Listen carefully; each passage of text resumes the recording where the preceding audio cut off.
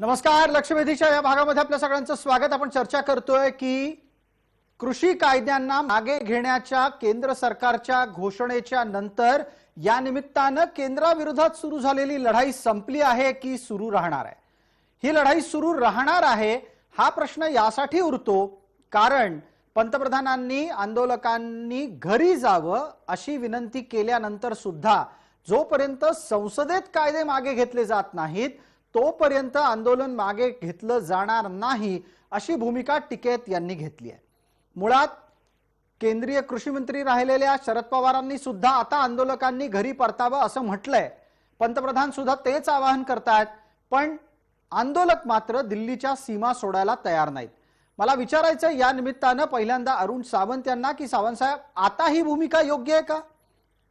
हो, ही भूमिका योग्यच आहे का? बघा, या पंतप्रधानांनी जरी सुद्धा असं सांगितलं असेल की आपण सर्वजण आता मनसोक्तपणे घरी जावं आणि दिवाळी साजरी करावी किंवा आनंदाचे क्षण आपल्या परिवाराबरोबर साजरे करावेत, परंतु गेल्या 7 वर्षांचा जो या सरकारचा अनुभव आहे तो अनुभव अतिशय वाईट आहे. हे सरकार खोटारडं सरकार म्हणून प्रसिद्ध झालेलं आहे. जोपर्यंत येणाऱ्या 29 नोव्हेंबरला आता अधिवेशन आहे असं म्हणतायत, त्या अधिवेशनामध्ये संसदेमध्ये जोपर्यंत नवीन बिल तिथे पास केलं जात नाही तोपर्यंत हा कायदा रद्द होऊ शकत नाही. जरी पंतप्रधानांनी जनतेसमोर जाहीर केलं असेल वेगवेगळ्या टीव्ही चॅनल्सवरती की मी आता हे बिल येणाऱ्या अधिवेशनामध्ये मागे घेत आहे, तरी सुद्धा जोपर्यंत बिल तिथे मांडलं जाऊन ते मागे घेतलं जात नाही तोपर्यंत या सरकारवरती या जनतेचा विश्वास नाहीये. ठीक आहे, म्हणूनच हे शेतकरी तिथून हलायला तयार नाही. पटकन आपल्या सोबत असलेल्या कॉम्रेड अजित अभ्यंकरांना बोलतो करूया. अजितराव, याच प्रकारची डाव्यांची ही भूमिका आहे का? आणि अशाच पद्धतीनं डाव्यांनाही आत्ताच्या घडीला हे आंदोलन जे दिल्लीच्या सीमांवर सुरू आहे ते राहावं कायम तोपर्यंत, किमान जोपर्यंत संसदेतली प्रक्रिया पूर्ण होत नाही, असं वाटतं का? बॅटरी लो आहे. हे बघा, असं आहे की हा एक पूर्णपणे तुम्ही जो प्रश्न विचारताय हा एक 8-10 दिवसामधला प्रश्न आहे फक्त. तेव्हा ही प्युअरली टेक्निकल इश्यू आहे हा. आणि इफेक्टिव्हली टिकैत यांचं जे म्हणणं आहे ते एवढंच आहे की आम्ही जे काही सुरू केलं होतं त्याचा लॉजिकल एंड जो आहे त्या लॉजिकल एंड पर्यंत आम्ही जाणार. आणि हा प्रश्न आता 10 दिवसाचा आहे. म्हणजे इफेक्टिव्हली आंदोलन हे आता फक्त तिथं एक काय म्हणतात ना, वेटिंग फॉर द, जसं लग्नाला आपण जातो अक्षता पडेपर्यंत थांबतो तसाच हा भाग आहे. त्याच्यामध्ये लॉजिकल एंड ते तिथपर्यंत थांबतायत. पण मग अजितराव आपण त्या 10 दिवस सुद्धा दिल्लीच्या सीमांवर आंदोलन का करत राहणार आहात यावर बोला. माझ्या मते हा जो मुद्दा आहे हा असा आहे की संसद आहे, संसदेमध्ये याची चर्चा होईल की रिपील का करायची. आणि त्यावेळेला हे आंदोलनाची जी भावना आहे, ही आंदोलनाची भावना ही संसदेत सदस्यांपर्यंत ही पोचती राहावी, ही जागती राहावी, याच्यासाठी त्यांनी घेतलेला हा निर्णय असावा. आता मी काय त्याचा प्रवक्ता किंवा बैठकीत मी नाही, परंतु माझा सर्वसाधारण जो अंदाज आहे तो हा असा आहे. पण मला या निमित्तानं मग आता पटकन अजितराव, आपण असं सांगता आहात की संसद आहे, संसदेमध्ये चर्चा होणार वगैरे वगैरे सगळं मान्य, पण या आंदोलनाचं जे प्रमुख नेतृत्व आहे ते संसदेत उपस्थित नाहीये. तिथे तुमचे प्रतिनिधी आहेत, तिथे काँग्रेसचे प्रतिनिधी आहेत. असं असतानाही दिल्लीच्या सीमांवर आंदोलन राहिलं पाहिजे अशी आपली भाषा आहे. मला सरोजताई काशीकरांना पटकन एक प्रश्न विचारायचा आहे. सरोजताई, ही भूमिका जी काँग्रेस आणि डाव्यांनी घेतलेली आहे ती भूमिका आंदोलकांच्या चिथावणीची आहे का? ही भूमिका आंदोलकांच्या चिथावणीचीच आहे. कारण एकदा आता निर्णय झाल्यानंतर जर तुम्हाला विश्वासच नाही सरकारवर तर मग तुम्ही लोकशाही राज्यात राहता की तुम्ही खरे आंदोलक आहे की नाही याच्याबद्दल माझ्या मनात आधीही शंका होती आणि आज तर ती शंका पूर्णपणे 100% पूर्ण झालेली आहे की जर हे खऱ्या अर्थाने आंदोलक असते तर यांना आता हे आंदोलन या पद्धतीने ओढत देण्याची काहीही आवश्यकता नाही. आपण सगळ्यांनी आज आंदोलन मागे जर घेतलं आणि 29 तारखेला काय होतं, जर तुम्ही एवढे सत्यवादी आहात आणि तुम्हाला कायदा एवढा बोचत होता तर घरी गेलेले शेतकरी परत येणार नाही ही शंका तुमच्या मनात येतेच का? याच्यावर पटकन एकदा सरोजताई आपण अजितराव अभ्यंकरांना बोलतं करूया. दरम्यान आपण आपला कॅमेरा सुरू करावा एवढी आपल्याला विनंती. आपला चेहरा दिसत नव्हता. अजितराव, आपल्याला सरोजताईंच्या मुद्द्याला उत्तर द्यायचं आहे.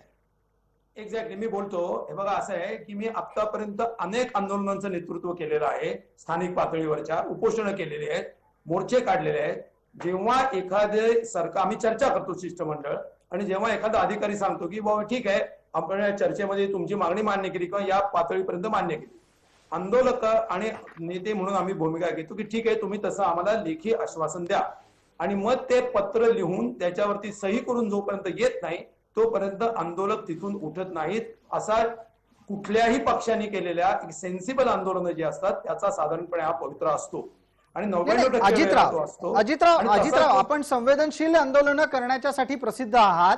मग ज्या वेळेला देशाचा पंतप्रधान सांगतो की मी कायदे मागे घ्यायची घोषणा करतो, अर्थात हे मोदींचे शब्द आहेत, तुम्ही आता घरी जा, तरी घरी जाणार नाही, आम्ही 10 दिवस इथेच बसणार, असा आडमुठा विषय का असावा?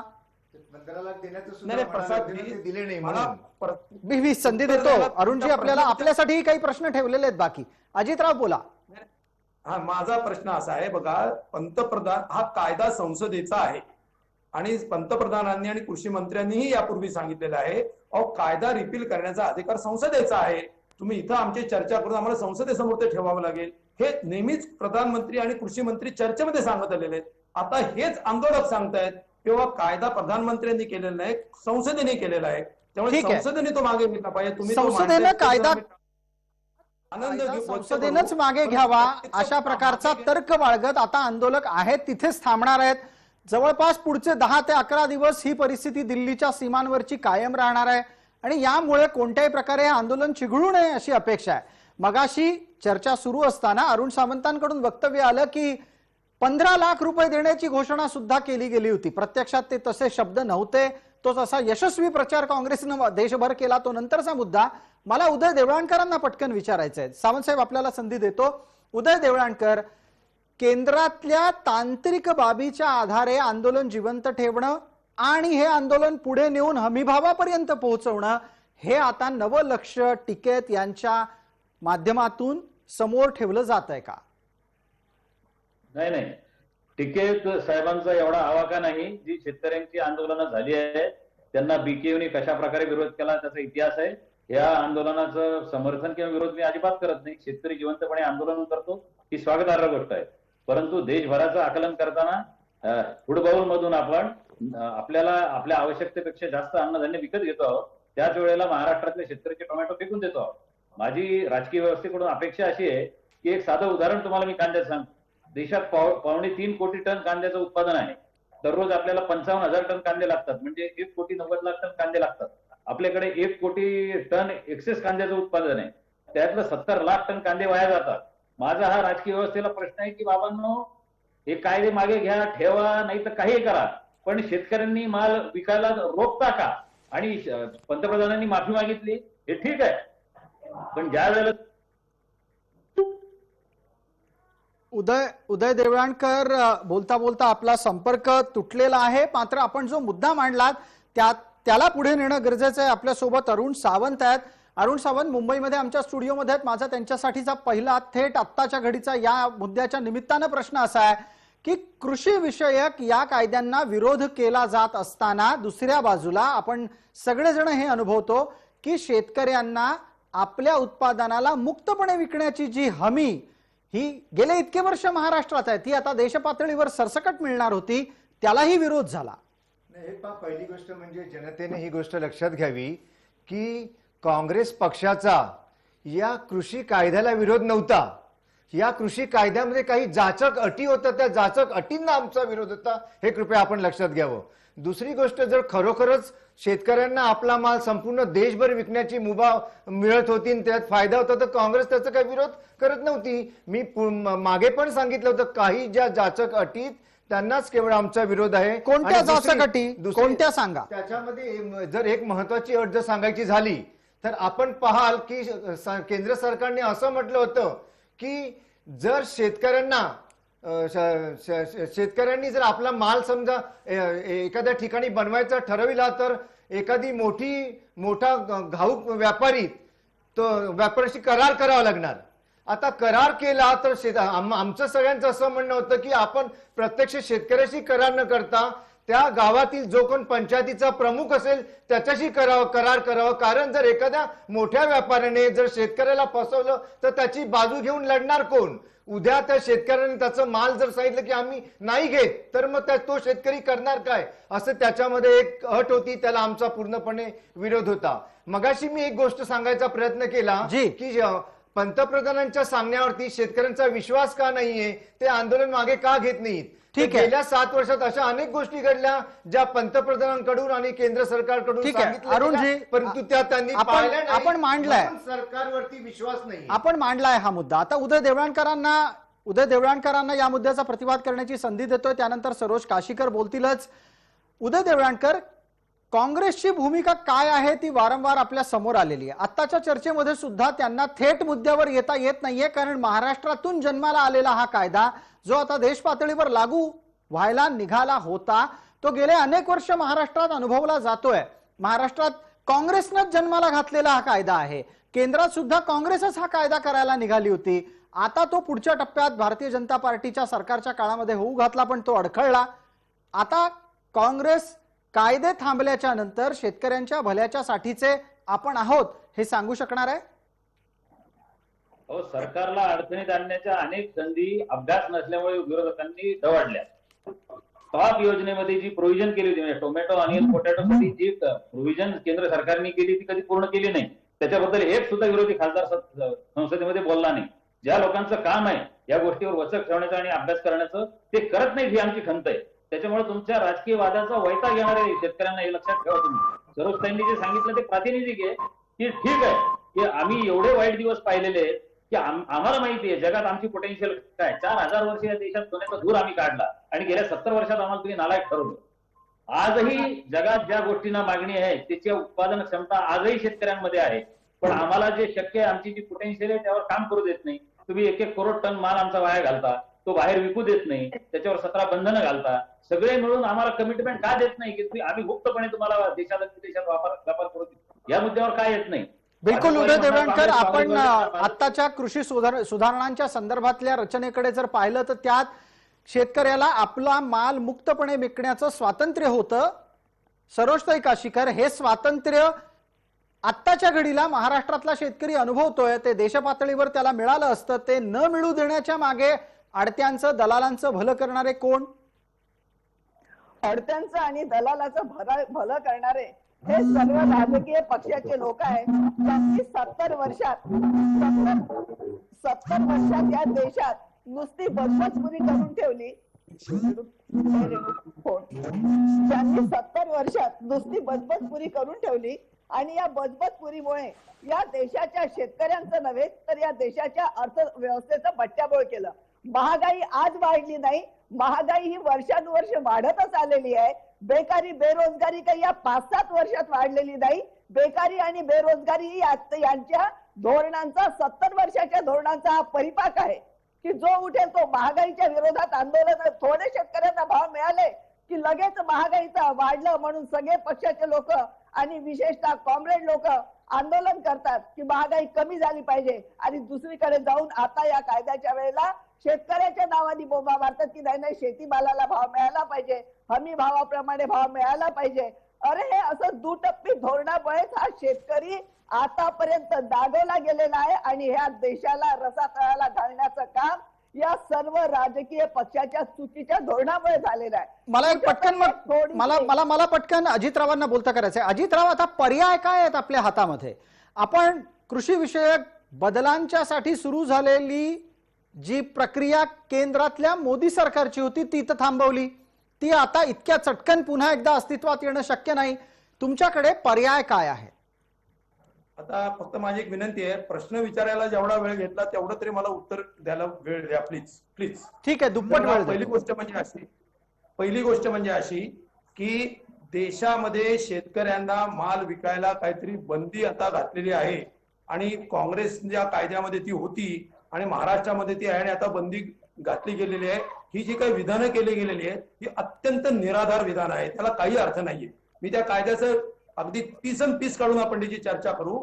विरोध जो होता तो या कारणासाठी होता की देशातली कोणी व्यक्ती एका पॅन कार्डच्या आधारावरती देशातल्या कुठल्याही एका गावामध्ये जाऊन जर होलसेल खरेदी करणार असेल तर तो एक शेतकरी त्या जो कोण व्यापारी असेल, कोण जो असेल, त्याच्या मागे जाऊ शकेल का आणि त्याची किती अडचण होते हे नाशिक मधल्या द्राक्ष बागायतदारांना जाऊन विचारा, हे संत्रे उत्पादकांना जाऊन विचारा, की कारण या गोष्टी मार्केटच्या कक्षेमध्ये समितीच्या कक्षेत येत नाहीत आणि त्या स्वतंत्रपणे विकल्या जातात. जेव्हा अशा प्रकारचे कर्ज ते पोलीस किती होतात ते विचारा तुम्ही, त्या परराज्यातून येणारे आणि अनअकाउंटेड अशा प्रकारचे व्यापारी असतात त्यांच्यामुळे.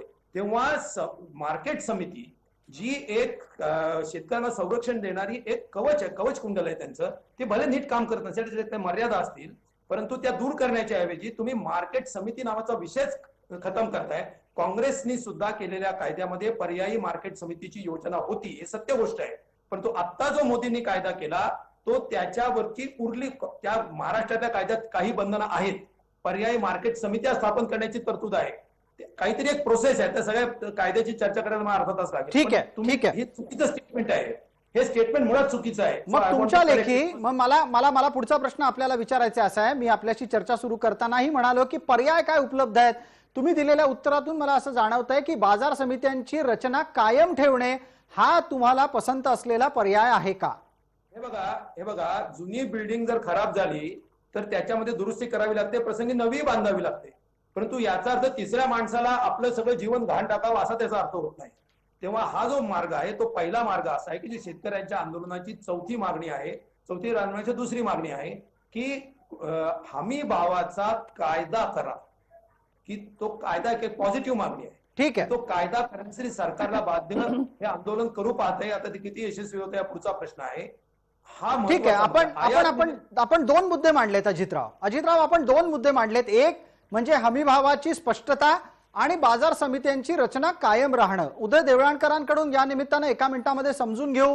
पहिल्यांदा मुद्दा आपल्यासाठी उदय देवळाणकर असा आहे की बाजार समित्यांच्या रचनेत नक्की कोण लाभार्थी आहे याचं एक गणित आर्थिक आकड्यांच्या सह पंजाब आणि हरियाणा आणि उत्तर प्रदेशमधल्या पश्चिमी भागाच्या बाबतीत आपण मांडलं तर आमच्या प्रेक्षकांनाही समजेल की बाजार समित्यांचे खरे लाभार्थी कोण. अडते आणि दलाल. जी मला वाटतं थोडं जनरल नॉलेज मध्ये थोडं करेक्शन करायला पाहिजे या बाबतीमध्ये, की बाजार समित्यांची कार्यपद्धती जी आहे त्याच्यामध्ये फक्त अडत्यांचा आणि दलालांचा फायदा होतो. 1963 सालापासून महाराष्ट्रात कायदा आहे. त्याच्या पूर्वी काय परिस्थिती होती आणि आज काय परिस्थिती आहे, मधल्या काळात काय परिस्थिती होती, हे जर नीट पाहिलं आणि नीट त्याचा अभ्यास करून आपण याच्यामध्ये बरेच अभ्यास झालेले, बरेच याच्याबद्दलचे स्टडीज अगदी आत्ताचं आंदोलन हे पंजाब हरियाणा या प्रांतात एकवटलं होतं. एकदा उदय देवळाणकरांना सांगू द्यात की नक्की तिथला बाजार समितीच्या रचनेतला लाभार्थी कोण आहे. उदयजी आपल्या उत्तराची वाट पाहतायत लोक. आपण MSP ने आपण तांदूळ आणि गव्हाची खरेदी करतो पंजाब हरियाणा आणि वेस्टर्न युपीमध्ये, आणि देशाच्या एकूण जी खरेदी आहे किंवा फूड बाउल आहे किंवा फूड रिक्वायरमेंट आहे त्याच्या 70% अधिक खरेदी आपली या भागातून होते. आणि यात शेतकऱ्यांनी देशाला जीव घातलं ही गोष्ट खरी आहे. आपलं दुर्भिक्ष भुकेचं त्यांनी दूर केलेलं आहे. परंतु इथं काही दोष निर्माण झालेले आहेत. जवळपास पंजाबमध्ये 55,000, हरियाणामध्ये 31,000 आणि वेस्टर्न युपीमध्ये 30-40,000 निव्वळ दलाल आहेत, जे लोक मध्यस्थी करतात. MSP पर्यंत शेतकऱ्यांना जाईपर्यंत मध्ये दलाली करून पैसे काढतात. हे अनेक कमिट्यांनी, हे जुन्या सरकारांनी, हुडा सरकारनी, कॅप्टनच्या सरकारनी, अगदी योगींच्या आधीच्या अखिलेश सरकारनी हे शोधून काढले. पण त्याच्यावर वर्कआउट करणं राजकीय व्यवस्थेला शक्य होत नाही. एकमेकांवर आरोप करतील, परंतु त्याला वर्कआउट करावं लागेल आणि चर्चेशिवाय होणार नाही. फार शांतपणे सगळ्या लोकांना चर्चा करावी लागणार आहे. याशिवाय या शेतकऱ्यांना थेट MSPचा लाभ आपण देतो आहोत हे कुठलंही सरकार दावा करत आहे तर खोटं आहे. 100-150 रुपये हे दलाल शेतकऱ्यांचे चोरतात, त्याला तुम्ही प्रिव्हेंट करता आलं पाहिजे. आणि जे मोठे भांडवलदार वगैरे आपण म्हणतो, या आधीच अदानीचे सायलो हरियाणामध्ये पंजाबमध्ये फार जुन्या काळापासून आहे आणि ते खरेदी करतायत. प्रश्न असा आहे की इतकं तांत्रिक युग प्रगत झालेलं आहे, आपल्याकडे तंत्रज्ञान आहे, हे सगळे उघड व्यवहार असावेत. इनाम सारख्या योजना आहेत, मार्केट कमिटीचं अस्तित्व कायम ठेवून आपण याचं पारदर्शकता आणू शकतो. जी उदय देवळाणकर, आकड्यांमधला एक विषय आपल्याकडून जरूर अपेक्षित करतो. MSPच्या निमित्तानं पंजाब हरियाणात किती पैसे जातात आणि त्यातले दलाल किती दलालीत मारतात? बघा, जवळपास 2.25 लाख करोड रुपये अधिक खरेदी आपण या भागातून करतो. जर 100 रुपये 1900 रुपयापैकी नेत असतील तर या 2.25 लाख करोड रुपयापैकी दलाल किती घेऊन जात असतील याचा अंदाज घ्या. आणि प्रसादजी एक अजून मला विचारायचं आहे की MSPचा कायदा आपण आणू, पण सोयाबीन सारखं पीक आहे जे महाराष्ट्रात 45 लाख हेक्टरवर आहे, मध्य प्रदेशमध्ये 56 लाख हेक्टरवर आहे, ह्या आपल्या देशामध्ये याचं उत्पादन आहे जवळपास 8 दशलक्ष टन, जगाचं उत्पादन आहे 350 दशलक्ष टन. जर एमएसपीचा कायदा आपण केला तर याचे सगळे ट्रिगर्स बाहेरच्या देशांच्या लोकांच्या हातात आहे. म्हणजे हे पीक देशी नाही, याचा प्रभाव विदेशी. मग हे सरकार पुन्हा एकदा याची जर कमिटमेंट शेतकऱ्याला दिली तर हे सगळं करणं अवघड होतं आणि याच्यात सगळे इंटरेस्ट गुंतलेले विदेशी, याच्यावर प्रक्रिया शेतकरी करू शकत नाही. आज मागच्या वर्षीची खरेदी 80,000 करोड रुपये आपण दिले तेलबियांच्या खाद्यतेलाच्या आयातीसाठी. ते हे आताचं एस्टिमेट ऑइलचं बघा तुम्ही, 1,20,000 करोड रुपये यावर्षी आपण देणार आहोत. देश शेतीप्रधान आहे. मग जे देशी तेलबिया आहेत, रायबाई तुपेऱ्यांना आपण पद्मश्री दिलं. जी. आपल्याकडे प्रचंड चांगलं बी आहे. विदर्भामध्ये ताईंच्या मतदारसंघामध्ये करडी आणि जवस याचा आगार होतं. यावर्षी आम्ही प्रयत्न करतो महाराष्ट्र तेल लावायचा. याला प्रोत्साहन तुम्ही देणार की नाही, याला सपोर्ट देणार की नाही? Exactly. आणि त्याच्यामध्ये ज्या बिलकुल सोयाबीनमध्ये यातला एक मुद्दा आणखीन उपस्थित करतो. वेळ मर्यादा आहे, आपण चर्चेच्या शेवटच्या टप्प्यात पोहोचलेलो आहोत. मला सरोजताई काशीकर आपल्याकडून जाणून घ्यायचं आहे की आताची लढाई ही हमीभावाच्या दृष्टीनं पुढे जाणारी असेल असं सूचित केलं जात आहे. हमीभावाची हक्काची मागणी करणारे गुणवत्तेच्या बाबतीत कितपत सजग राहतील, आणि दुसरी गोष्ट, शेतकऱ्याच्या प्रत्येक उत्पादनाला हमीभाव मागणं आणि देणं शक्य आहे का? हे कोणतंही सरकार आलं तरी शक्य नाही. आणि हमी भावाची मागणी हे सुद्धा आम्हाला मान्य नाहीये. कारण हमी भाव काय, उद्या हमी भाव आम्ही देतो म्हटल्यानंतर आम्ही जर म्हटलं असतं उदाहरणार्थ आपण कापूस घेऊ आता सध्या महाराष्ट्रातला, आणि हमी भाव कापसाचा 5,500-6,500 हजार रुपये आहे क्विंटलला, आणि जर हमी भाव आहे आणि सरकारी खरेदी सुरू आहे आणि सरकारने सांगितलं की हमी भावाप्रमाणेच तुम्हाला तुमचा माल विकावा लागेल, जास्तीचा भाव तुम्हाला घेता येणार नाही, अशा वेळी शेतकऱ्यांनी काय करायचं? हमी भाव ही शेतकऱ्यांसाठी असलेली दुधारी तलवार आहे. त्याच्यामुळे हमीदार सरकार मार्केटमध्ये खरेदीदार म्हणून उभा असावा. जेव्हा जेव्हा शेतकऱ्यांवर अडचण येईल, जेव्हा जेव्हा नैसर्गिक आपत्ती शेतकऱ्यांवर कोसेल, तेव्हा तेव्हा मात्र सरकारने उभं राहून माल खरेदी करावा. अन्यथा व्यापार करणे हा काय बोलते ते मला एक बोलू द्या. जी अजितराव, आपण प्रतिवाद करू इच्छिता याचा? नसेल काय विकत काय घेतील? जेव्हा नैसर्गिक आपत्ती येईल तेव्हा विकायला शेतकऱ्याकडे मालच नसेल तर सरकार विकत काय घेईल? शेतकऱ्याला विकत घेईल काय? काय करेल काय? हे माझ्या लक्षात येत नाही. म्हणजे मला जरा ज्ञानात भर झाला माझ्या. नाही, मला अजितराव असं वाटतंय की आपत्कालीन स्थितीतली ही चर्चा नाहीये. ज्या वेळेला शेतकरी उत्पादन करेल आणि त्याचं उत्पादन बाजारात विकण्यासाठी आणेल तेव्हाच्या स्थितीवरची चर्चा आपण करतोय. एक्झॅक्टली. हमी भाव नको. मग शेतकऱ्याला जर, कारण हे बघा, शेतीला हमी भाव अशासाठी पाहिजे की पहिली गोष्ट अशी की शेतीची जी उत्पादन प्रक्रिया ही नैसर्गिक आहे, ती निसर्गाधीन आहे, भारतामध्ये तर नक्कीच आहे. आणि त्याच्यामुळे आणि त्याचं सप्लाय आणि डिमांड हे दोन्ही इनइलॅस्टिक आहे. अगदी म्हणजे अजितराव, यातला मुद्दा असा आहे, हमीभाव नको असं कोणीच म्हणत नाहीये. सरसकट सगळ्या उत्पादनांना हमीभाव असावा का, आणि ती मागणी व्यवहार्य आहे का, हा मुद्दा होता. नाही, तुम्ही त्यांना करेक्ट करू शकता, परंतु त्या तसं म्हणल्या नाही, तेवढंच मी सांगतो तुम्हाला. अच्छा, आपण असं म्हणतात की सरोजताई काशीकर असं म्हणत नाहीये. त्यांचं पहिलंच वाक्य होतं की प्रत्येक उत्पादनाला हमीभाव मागता येणार नाही आणि तो देणंही अशक्य आहे. आपल्याला वेळेची मर्यादा आहे. जाता जाता पटकन एकदा अरुण सावंतांनाही बोलतं करायचं आहे. सावंत साहेब, आत्ताच्या घडीला ज्या पद्धतीनं काँग्रेस या आंदोलनात दिसली, याचा तुम्हाला पंजाबात राजकीय लाभ मिळवायचा आहे का? काँग्रेसने कधीही कोणत्याही आंदोलनामध्ये राजकीय हेतू डोळ्यासमोर ठेवून आंदोलनं केली नाहीत किंवा आंदोलनामध्ये मदत केली नाही. तेव्हा या आंदोलनाचा शेतकऱ्यांच्या आणि पंजाबमध्ये येणाऱ्या इलेक्शनचा काही संबंध आपण लावू नका. ठीक आहे, वेळ मर्यादेमध्ये आपल्याला थांबायचंय. जाता जाता एक पटकन उदय देवळणकरांनाही संधी देतो. या घटनेचा राजकीय कुठलाही लाभ काँग्रेसला नकोय पंजाबमध्ये असं ते म्हणतात. तुमच्याकडची अंदरकी बात काय आहे? नाही, पंजाबमध्ये त्यांची परिस्थिती खूप चांगली आहे. परंतु कॅप्टन साहेब नवीन ही अडचणीची गोष्ट आहे, त्यांच्याकडे वयामुळे त्यांनी काढलेलं आहे.